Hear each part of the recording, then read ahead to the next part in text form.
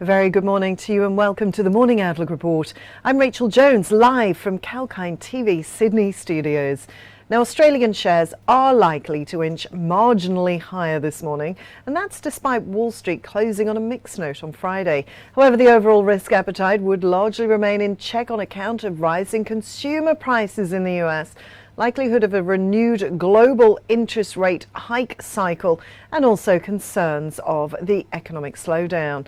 Now, this week is expected to be volatile on account of some key data releases, along with the beginning of the US second quarter reporting season. So today, the latest ASX futures are indicating that the benchmark ASX 200 index could open 20 points higher. That's 0.3% higher. Now, in some business news from this morning now, the BHP Group and BHP Group UK are defendants in a group action claim in the United Kingdom in relation to the Samarco dam failure in November 2015. The group action seeks compensation for individuals, private businesses, areas and other institutions in Brazil following the Samarco dam failure. The Court of Appeal has heard an appeal by the claimants in the group action against a decision made by the High Court back in November 2020 that dismissed the group action as an abusive process. But today, the Court of Appeal has decided to allow the appeal. The judgment allows the group action to continue in Britain and overturns the earlier decision of the High Court. BHP is considering whether to seek permission to appeal the judgment to the UK Supreme Court. The judgment is not a decision in relation to the merits of the claims made by the group action. It's concerned with the question of whether the group action can continue against BHP in the United Kingdom. Now, BHP Brazil remains committed to continue to support the local mediation efforts in Brazil through the Renergen Foundation.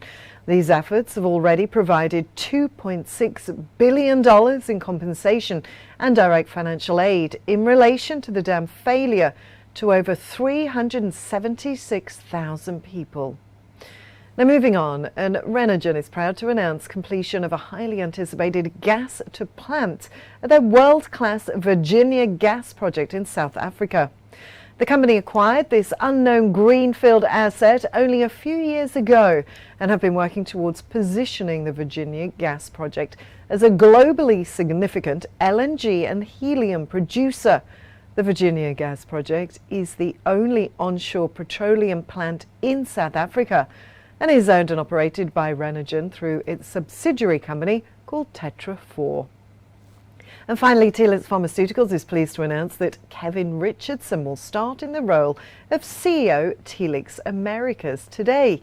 Kevin is an accomplished business leader with 25 years' experience in the healthcare industry and with a proven track record. Most recently, Kevin was the Chief Operating Officer of Euroshape Medical, a technology company which has developed and successfully commercialized a medical device for a large undertreated segment in the women's health market. Well, now it's time for a very short break from us, but stay tuned for more news set to affect your trading day. Tune in to get the latest information. Whether it's about market movements or the currency graph, Sectoral coverage or industry news. we cover it all on our news segments. Be on top of the latest news With Kalkine TV.